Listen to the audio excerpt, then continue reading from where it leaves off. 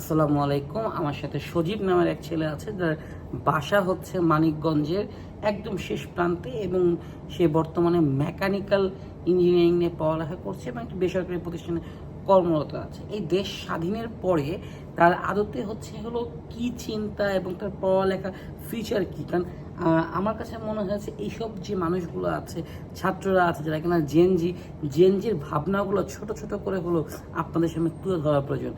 সজীব, তুমি গ্রাম থেকে ঢাকায় আসছো, তোমার বেড়ে ওঠা এবং এই পরিবর্তন, যে সব মিলে তোমার কাছে কি মনে হচ্ছে, তোমার স্বপ্ন কি? আমার স্বপ্ন, আমি মনে করি এখন যে বর্তমান যে পরিবর্তনটা, সেই পরিবর্তনটা দরকার ছিল অনেক আগেই। এই পরিবর্তনটা যদি আগে হতো, আমাদের শিক্ষার মানটা এতটা কমে যেত না। আপনি একটা জিনিস দেখেন, আপনার এখন বর্তমানে বিসিএস দুর্নীতি হচ্ছে, তাই না? বিসিএস দুর্নীতি হচ্ছে। এখন দেখা গেছে আমার মেধা আছে, আমি বিসিএস কাটার হইতে পারতেছি না। এটা তো আমার দুর্ভাগ্য। এই এই বিসিএস এর দুর্নীতির পিছনে দায়ী কে? সরকার দায়ী। এখন এই মনে করি এই পরিবর্তনটা এই পরিবর্তনটা আরো 5 বছর যদি আগে হতো, তাহলে দেখা গেছে দেশটা আরেকটু আগায় যেত। না সজীব, আপনি তো মেকানিক্যাল স্টুডেন্ট, চাকরি করছেন আরেকটা জায়গায় as a admin, junior admin officer হিসেবে চাকরি করছেন। নিজ ট্রেডে কেমন চাকরি পেলেন না? স্টেটে ওটা হচ্ছে আমাদের এডুকেশনাল সিস্টেমটা একটু আলাদা। দেখা গেছে আমার জব সেক্টরে বিশেষ করে এক্সপিরিয়েন্সটা বেশি স্যার। যেমন আমি যদি একটা গাড়ি খুলতে যাই, গাড়ি যদি ঠিকঠাক মতো ফিটিং করতে না পারে, সেক্ষেত্রে গাড়িতে চলবে না, এমনকি গাড়ি ব্রাস্টও হয়ে যেতে পারে। সেই ক্ষেত্রে আমাদের এই দিকটা চিন্তা করলে এক্সপিরিয়েন্সটা বেশি প্রেফার করে। এক্সপিরিয়েন্স প্রেফার করে, কিন্তু আপনি তো কোনো একটা অটোমোবাইল কোম্পানিতে বা কোনো একটা গ্রেজ, যেমন এই পাশেই আপনার প্রতিষ্ঠান আছে, যে সেটা মাল্টিগ্রেজ আছে, এসিআর আছে, আকিজ আছে, এইসব জায়গায় জব না, একটা বেসরকারি অ্যাডমিন অফিসার কেন? আপনাদের মার্কেটে জব নাই নাকি? আপনাদের মার্কেটে বাংলাদেশের মার্কেটটাই ক্রিয়েট হয়নি, খালি কাগজে কলমে এডুকেশন নিয়ে আসছে, কিন্তু মার্কেট প্লেস নাই। মার্কেট প্লেসটা নাই, কাগজে কলমে শুধু এডুকেশন আছে আমাদের মাঝে, কিন্তু মার্কেট প্লেসটা আমাদের খুবই কম। আমাদের জব সেক্টরটা খুবই কম। আমার পড়ালেখা করছে 4টা বছর আমরা মুখস্থ বিদ্যায় পারদর্শী। মুখস্থ করে পরীক্ষা দিয়েছি যে এইটা এইভাবে, কিন্তু আমাদের প্র্যাকটিক্যালি আমাদের কিছুই নেই। একটা জিনিস ওনার কথায় কিন্তু উঠে আসছে যে 4 বছরে সে যখন ডিপ্লোমা করার পর 4 বছরে কিন্তু সে কাগজে কলমে সব করেছে, কিন্তু কারিগরি শিক্ষার বোর্ডের আন্ডারে যে শিক্ষা হওয়ার কথা ছিল, আমি যদি ভুল না হয়ে থাকে, এই শিক্ষাটা কিন্তু অবশ্যই হাতে কলমে হবে, অবশ্যই তারা ইঞ্জিন খুলবে, অবশ্যই তারা যেহেতু মেকানিক্যাল তাদের অনেক টার্মস অ্যান্ড রেগুলেশন আছে, তারা বিভিন্ন প্রতিষ্ঠানে যে ইন্টার্ন করবে। একটু জানতে চাই, ইন্টার্নের ক্ষেত্রে কোন প্রতিষ্ঠানে ছিলেন?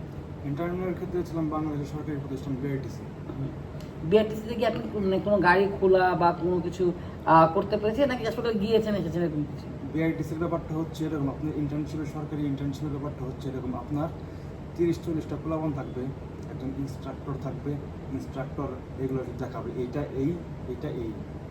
এটা পিস্টন, এটা কানেক্টিং রড, আপনি এটা দেখাবে, এটা এইরকমভাবে কাজ করে, এটা এইরকমভাবে কাজ করে।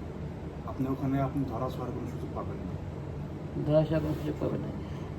আপনি তো এখন বিএসসি ইঞ্জিনিয়ারিং করছেন, তো বিএসসি ইঞ্জিনিয়ারিং পড়ে কি আপনার মনে হয় যে আপনি আদতে মেকানিক্যালেই থাকবেন, নাকি পরে আবার এমবিএ করেছেন? বিগত কয়েক বছর দেখা গেছে যে মানুষ ইঞ্জিনিয়ারিং পরে এমবিএ করে অন্য ট্রেডে চলে যাচ্ছে, আপনি কি ওরকম ট্রেডে যাবেন কিনা? এখন আমার ইচ্ছা ইঞ্জিনিয়ারিং সেক্টরে কিছু করা। ইঞ্জিনিয়ারিং সেক্টরে যদি আমার কিছু না হয়, আমার তো বিকল্প একটা প্ল্যান বি তো রাখাই লাগবে।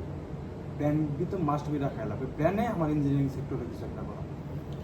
দর্শক শুনছিলেন যে সব মিলিয়ে আজকের যে জেনজি, যারা কিনা দেশ পুনর্গঠনের কাজ করছে, তাদের মধ্যে কিন্তু হতাশা আছে। এবং একটা জিনিস দেখবেন, মাঝখানে ট্রল করে আমরা বলছিলাম আন্দোলনের শহর ঢাকা, কিন্তু আমার কাছে মনে হয় একজন নাগরিক হিসেবে, গণমাধ্যম কর্মী হিসেবে, যে আন্দোলনের শহর ঢাকা হওয়ার পিছে যে কারণগুলো, সেই কারণগুলো কিন্তু আমাদের এখনই সময় খুঁজে বের করা এবং এখনই সময় সেগুলো নিয়ে কাজ করা। কারণ আজকে আমরা যখন সজীবের সাথে কথা বলছিলাম, সজীব বলল যে তার হাতে কলমের কোনো এক্সপিরিয়েন্স নেই, কিন্তু সে কারিগরি শিক্ষা বোর্ডের স্টুডেন্ট ছিল।